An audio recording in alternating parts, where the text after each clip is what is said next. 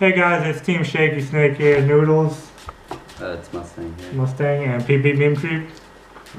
Yeah. We're all here. I want to talk about how good of a players that we are since we're the ones that are primarily playing. So I'll start it off with me, and then the others can do what they do. I say that I'm not a good player, and I know some downfalls that I have. One of them is not playtesting enough. The other one is overthinking and underthinking. I'll like overthink a play, and then while doing the play, I will find out that it's not the most optimal play. So, like, I know those are two things that I could improve on. Just to supplement on that, like he said, we wanted to get an idea in between us how good of players we are. And I mean, it's also a discussion you can take with your group of friends, your locals, ask around, how good of a player do you guys think you are and how good of a player are you? And it's very subjective what makes a good player. Right now I'm just play testing, I'm not doing anything. It's very subjective what makes a good player. You're staying with the theme of cards. What makes a good player and what is a bad player, quote unquote. Honestly, for me, I would say none of us here are actually really good players. None of us have a really top event. We're not. I would agree with that. We are all bad players here. Since you're going first, I would describe that. Whether or not someone would disagree with that or not. Yeah, I would say we're not very good players, but we are wanting to learn. Yeah, we want to learn. So the initiative or whatever is there for us to get better. I'd probably say I'm not, because honestly, I haven't really been keeping up with any of it. So, what are some of your downfalls? Downfalls is, I'd say probably not knowing what to side, because I don't keep up with anything, and which I should. What about the decks that you do play? Well, the next regionals, that's what he's messing with is light swords. With no Minerva? With no Minerva, that's right. So it's the fact that you're not playing a highly competitive deck is also the thing. Yeah, and that has to go with, I don't have the money to make a high competitive deck, so that and I don't know. Do you know any downfalls that you have? Actually, I know quite a bit of ones that I have. I really don't play test as much as I should.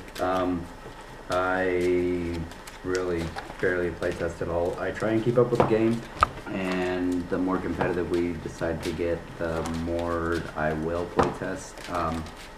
I do have DevPro, and I've started looking into the Nexus Yu-Gi-Oh! Nexus that people have been talking about. That's something that I find very interesting.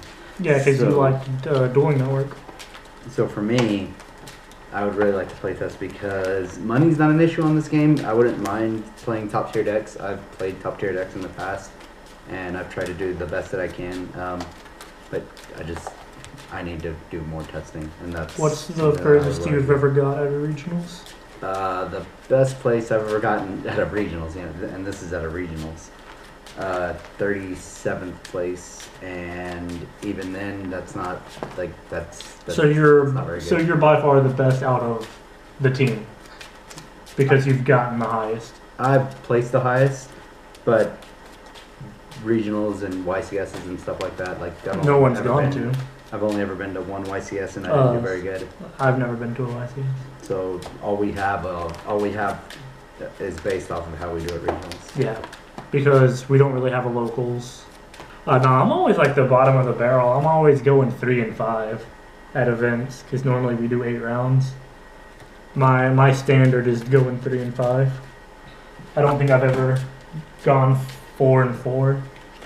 I think the highest I've gone is 3 and 5 on records, and that's not too good. And that's with me using like Pepe and Draco Pals. Yeah. So that's with me using tier 1 decks when they were tier 1. But like I said, due to my drawbacks of overthinking or underthinking a play,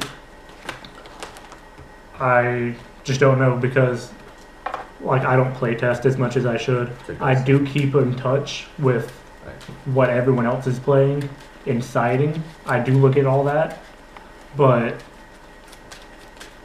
I don't have the knowledge of why they're doing it.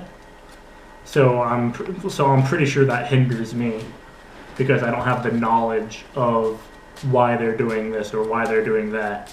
I know the steps they're making, and I make those same steps, and I have no clue why. So you would say you more memorize the steps instead? Yeah, I just memorize what they're doing, and then I copy it.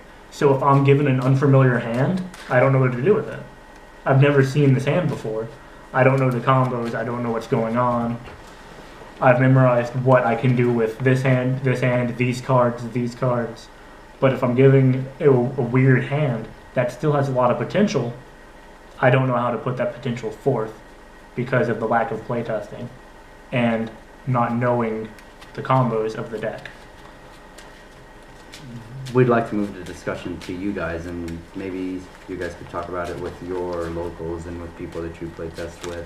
How good of a player are you, and how well do you think you do, and how could you improve on what you do?